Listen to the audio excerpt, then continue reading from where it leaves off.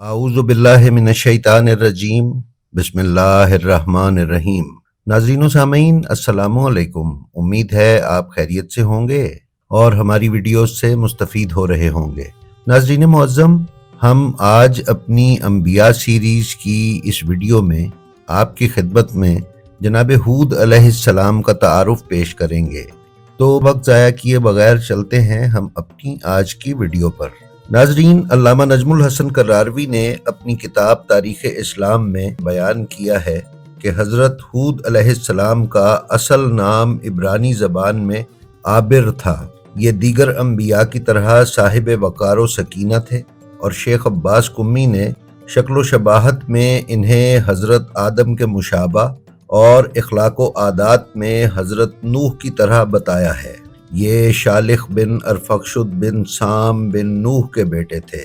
आपका नाम आबिर इसलिए करार पाया कि आप सुरियानी की बजाय इब्रानी में कलाम किया करते थे, और हूद जो कि अरबी का लफ्ज़ है ये हिदायत से माखूज है। जनाब हूद अलैहिस्सलाम की कौम के चूँकि बहुत से अफराद ने उनके ज़रिए हिदायत पाई तो इसलिए उनको हूद पुकारा जाने लगा।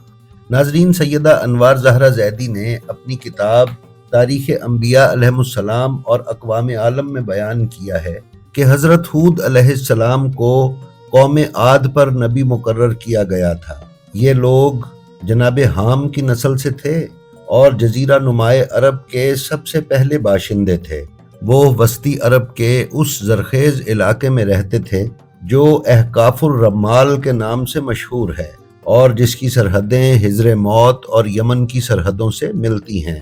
अपनी तारीख के दौर में बनी आद एक ताकतवर और फातिह कौम थी। उनके एक बादशाह शद्दाद का, जो कि आद का बेटा था, कुरान मजीद में जिक्र किया गया है। शद्दाद की जन्नत की तफसील हम एक वीडियो में पहले ही बयान कर चुके हैं। अगर आप वो वीडियो देखना चाहें तो हमारे चैनल पर उसे मुलाहिजा फरमा सकते हैं। मौर्रिखीन का बयान है कि हूद निहायत खूबसूरत थे। आपके चेहरे पर बड़ी मलाहत थी और आपके जिस्म पर बड़े बड़े बाल थे। आप दोहरे जिस्म के मालिक थे, तनोमंद और कद आवर थे। मौर्रिख खरवी ने भी ये लिखा है कि आप अक्सर तिजारत करते थे और यही गुजर बसर का जरिया था। नीज आप शरीयत हज़रत नूह अलैहिस्सलाम पर अमल पैरा थे। नाजरीन, मौर्रिखीन का बयान है कि हज़रत हूद अलैहिस्सलाम जब 40 साल के हुए तो उन्हें कौम आद पर मबऊस किया गया और उन्हें बज़रिया वही ये हिदायत की गई कि वो कौम आद को राह रास्त पर लाएं, उन्हें बुत परस्ती से मना करें, और साथ ही साथ ये भी फरमाया गया कि अगर वो तुम्हारी दावत कबूल करेंगे तो उनके साथ पूरी रियायत की जाएगी। मौर्रिख खरवी ने मोहम्मद बिन इसहाक के हवाले से लिखा है कि आद मुल्क अरब में एक कौम थी जो बहुत बुलंद कामत की मालिक थी, कुव्वत व ताकत में अपना जवाब न रखती थी, बड़ी सख्त और ज़बरदस्त थी। इसके आम अफराद के कद 100 गज लंबे और कम अज़ कम 60 गज के होते थे। उनकी कुव्वत का ये आलम था कि जब किसी से नाराज़ होते तो उसे उठाकर ज़मीन पर पटक देते और वो मर जाता। किताब मुआरिजुल नबुवा में बयान किया गया है कि ये कौम दुनिया में अजीम तर थी और इसका मकाम हिजर मौत से ओमान तक था। ये इतनी ताकत और कुव्वत रखते थे कि जिस बड़े पत्थर पर पाँव मार देते तो रानों तक पाँव उसमें धंस जाता। इनका तरीका ये था कि ये पहाड़ों से अपने कद के मुताबिक बड़े बड़े पत्थर निकालकर अपने लिए मकान बनाते थे। तबरी ने इन लोगों की तादाद 50,000 बयान की है। बाहर कैफ हज़रत हूद अपनी बेसत के बाद से बराबर तबलीग करते रहे और कौम आद को, जो मकाम अहकाफ में रहती थी, जिसका मुहल्ले वकू दरियाए ओमान से हुदूद यमन और हिजर मौत तक फैला हुआ था, मुसलसल तबलीग करते रहे और इस अमर की सही करते रहे, यानी कोशिश करते रहे कि ये लोग किसी तरह से बुत परस्ती, सितारा परस्ती वगैरह छोड़ दें, मगर वो किसी तरह इस पर तैयार ना हुए। जब जनाब हूद आजिज आ गए तो उन्होंने उनसे कहा कि अगर तुम मेरी बात नहीं मानोगे तो मजबूरन मुझे तुम्हारे लिए इस तरह बद्दुआ करना पड़ेगी कि जिस तरह हज़रत नूह ने की। इसके जवाब में उन्होंने कहा कि अहद नूह के लोग कमज़ोर थे, वो उन पर कामयाब हो गए। ہم تو بڑی طاقت کے مالک ہیں، ہمارا کوئی کچھ نہیں بگاڑ سکتا۔ علامہ مجلسی نے کتب راوندی کے حوالے سے تحریر کیا ہے کہ حضرت ہود برابر تبلیغ کرتے رہے۔ اسی دوران وہ ایک مقام پر بہت بڑے مجمع میں گئے اور ان سے کہا کہ بت پرستی چھوڑ دیں اور خدائے واحد و یکتا پر ایمان لے آئیں۔ ان لوگوں نے حضرت ہود کی ایک نہ سنی اور حضرت ہود پر حملہ کر دیا اور ان کو شدید زد و کوب کیا اور ان کا گلا اس طرح دبایا کہ حضرت ہود علیہ السلام بے ہوش ہو گئے اور ایک شب و روز بے ہوش پڑے رہے، یعنی ایک دن اور ایک رات بے ہوش پڑے رہے۔ وہ لوگ تو چلے گئے، لیکن حضرت جبرائیل علیہ السلام آئے اور آ کر انہوں نے حضرت ہود علیہ السلام کو ہوش میں لا کر تسلی دی۔ پھر کہا کہ خدا کا حکم ہے کہ تم پھر ان کے اجتماع سے خطاب کرو، اب کی مرتبہ وہ تم پر قدرت حاصل نہ کر سکیں گے۔ چنانچہ جناب ہود علیہ السلام نے موقع پا کر پھر ان سے خطاب کیا۔ اب کی مرتبہ وہ لوگ مثل سابق کامیاب تو نہ ہوئے، لیکن انہوں نے پہلے اپنا رعب جمانے کی کوشش کی اور دوڑ کر انہیں ستانا چاہا۔ اس پر جناب ہود نے ایک نعرہ لگایا جس کو سن کر وہ سب مرعوب ہو گئے۔ اس کے بعد خدا نے حضرت ہود کی بے چارگی اور قوم عاد کے تمرد اور سرکشی کی وجہ سے ان لوگوں کے اطراف میں ریت کا بہت بڑا ٹیلا جمع کر دیا۔ ریت کے اس ٹیلے نے حضرت ہود علیہ السلام کو آواز دی کہ عنقریب اس قوم پر عذاب بن کر برسوں گا۔ ان لوگوں نے جب یہ آواز سنی تو اس ٹیلے کو ختم کرنے کی کوشش شروع کر دی۔ جتنی تیزی سے وہ اس ٹیلے کو کم کرتے تھے، اتنی ہی تیزی کے ساتھ وہ ٹیلا دوبارہ بن جاتا تھا۔ اب قوم عاد گھبرا گئی، لیکن اس کے باوجود ایمان لانے پر تیار نہ ہوئی۔ بالآخر حضرت ہود علیہ السلام نے فرمایا کہ اب تم نہیں مانتے، لہٰذا عنقریب تم پر عذاب نازل ہوگا۔ یہ سننا تھا کہ وہاں کے تمام جانور حضرت ہود علیہ السلام کی خدمت میں حاضر ہوئے اور گزارش کی کہ کیا ان گناہ گاروں کی وجہ سے آپ ہمیں بھی ہلاک کر دیں گے؟ تو جناب ہود نے انہیں تسلی دی اور کہا کہ ہمارا خدا گناہ گاروں کے ساتھ بے گناہوں کو تباہ نہیں کرے گا۔ ناظرین، علامہ نجم الحسن کراروی نے بیان کیا ہے کہ حضرت ہود علیہ السلام جب ان سے سخت عاجز آ گئے اور ان کے ایمان لانے سے بالکل مایوس ہو گئے تو بارگاہ ایزدی میں بد دعا کے لیے ہاتھ اٹھا کر عرض پرداز ہوئے کہ مالک ان پر قحط کا عذاب نازل فرما۔ اب کیا تھا کہ بارش بند ہو گئی، قحط سالی نے ان میں پنجے گاڑ لیے، تمام باغات اور زراعت خشک ہو گئی، تمام تالاب، دریا اور نہریں سوکھ گئے اور ان کی حالت سخت دگرگوں ہو گئی۔ یہ حالت بروایت 7 سال اور ایک اور روایت کے مطابق 3 سال رہی۔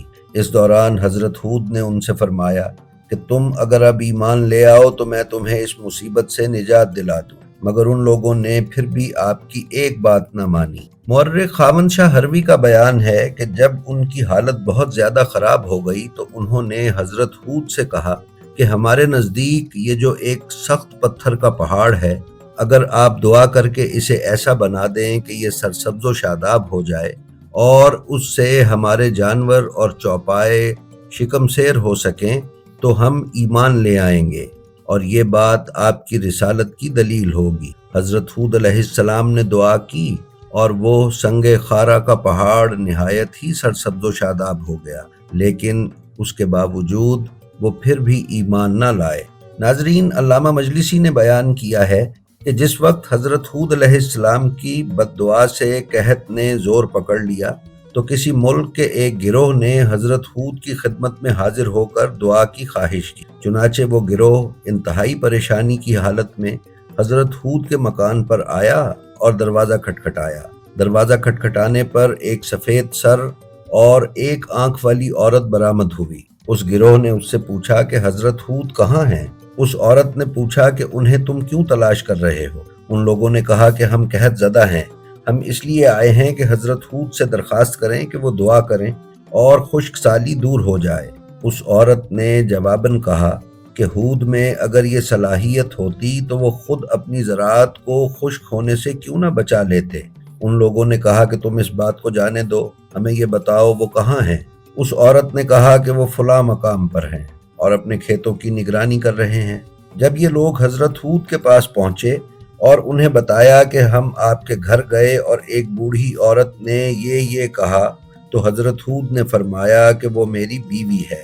ان لوگوں نے تعجب کے ساتھ پوچھا کہ اے حضرت، وہ یہ برائی کیوں کر رہی تھی؟ تو حضرت نے فرمایا کہ خدا نے جتنے مومن پیدا کیے ہیں ان سب کے لیے ایک نہ ایک دشمن ضرور ہے جو اسے اذیت دیتا ہے۔ میرا دشمن میری یہ بیوی ہے۔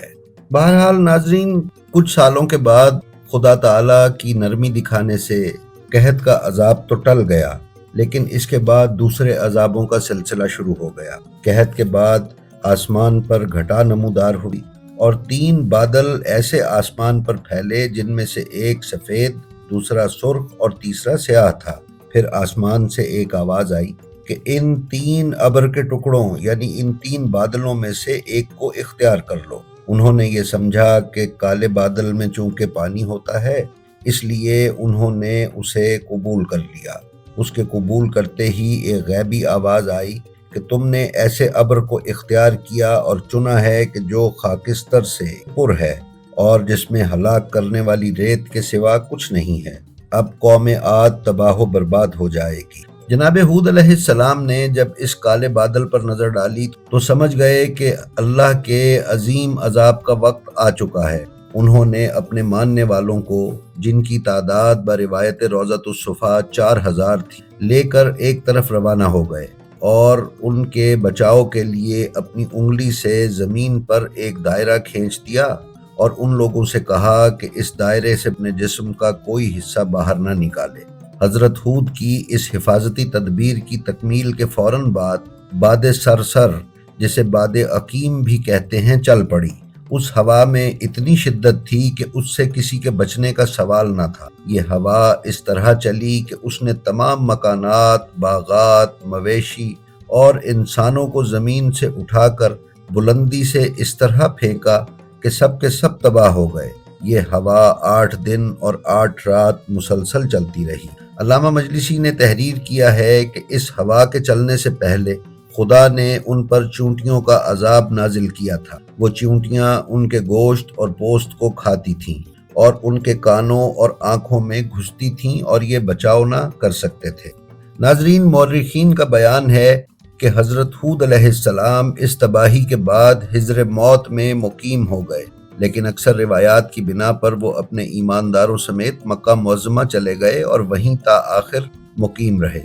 علامہ اربلی کا بیان ہے کہ حضرت ہود کے 2 بیٹے پیدا ہوئے تھے، ایک کا نام فالغ اور دوسرے کا نام کہتان تھا۔ بروایت یعقوبی یہ بیٹے اس وقت پیدا ہوئے تھے جب حضرت ہود کی عمر 34 سال کی تھی۔ حضرت فالغ چونکہ کہتان سے بہت زیادہ فائق تھے اور ان کی پیشانی میں نبوت کا نور چمکتا تھا، اس لیے حضرت ہود علیہ السلام نے ان کو اپنا جانشین بنا دیا۔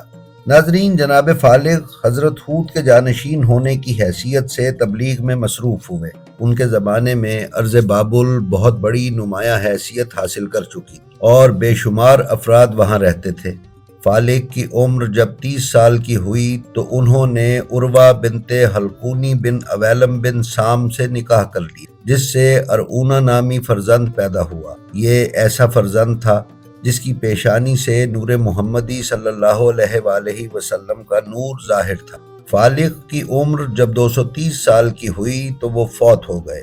اپنی وفات سے پہلے انہوں نے اپنے فرزند ارغو کو اپنا جانشین بنایا، اور پھر جب ارغو کی عمر 32 سال کی ہوئی تو انہوں نے سکتن بنت سلمہ بنت حویلیہ سے نکاح کیا اور ان کے بطن سے ساروغ یا شارخ پیدا ہوئے۔ شارخ کے علاوہ ارغو کے 4 بیٹے دوسری عورتوں سے پیدا ہوئے، جن کے نام بہران، تاہم، نعمان اور طولان تھے۔ جب ارغو کی عمر 309 سال کی ہوئی تو انہوں نے اپنے بیٹے شارخ کو اپنا جانشین بنایا۔ ناظرین، ارغو کی وفات کے بعد شارخ تبلیغ اسلام کرتے رہے۔ ان کے زمانے میں بت پرستی فروغ پا گئی تھی۔ کچھ لوگ بتوں کو پوجتے تھے، کچھ سورج کو، کچھ چاند کو، کچھ پرندوں کو، کچھ پتھروں کو، کچھ درختوں کو، کچھ پانی کو اور کچھ ہوا وغیرہ کو۔ اور یہ رواج ان میں عام تھا کہ جو شخص مر جاتا تھا اس کے نام پر بت بنا لیے جاتے تھے جن کے سہارے سے شیطان کو انہیں گمراہ کرنے کا اچھا خاصا موقع ملتا۔ جب شارق کی عمر 30 سال کی ہوئی تو انہوں نے تملکہ بنت مراخیل بن اویلم بن سام بن نوح سے نکاح کیا، جن کے بطن سے ناہور پیدا ہوئے۔ ناہور کی ولادت اس وقت ہوئی جب شارق کی عمر 130 سال کی ہو گئی۔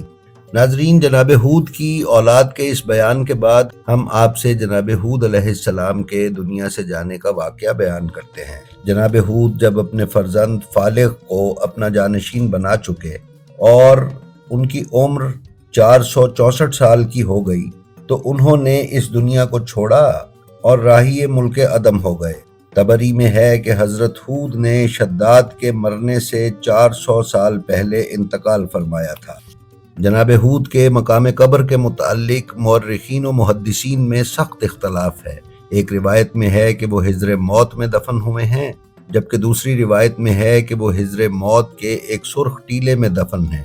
بعض روایات میں ہے کہ حضرت ہود علیہ السلام ایک ایسے مقام پر جو محفوظ ہے بالکل تر و تازہ لیٹے ہوئے ہیں، اور ان کے سرہانے سونے کی ایک تختی موجود ہے جس پر ایک ایسی عبارت مرقوم ہے جس سے ان کی غرض بعثت اور وفات کا پتہ چلتا ہے۔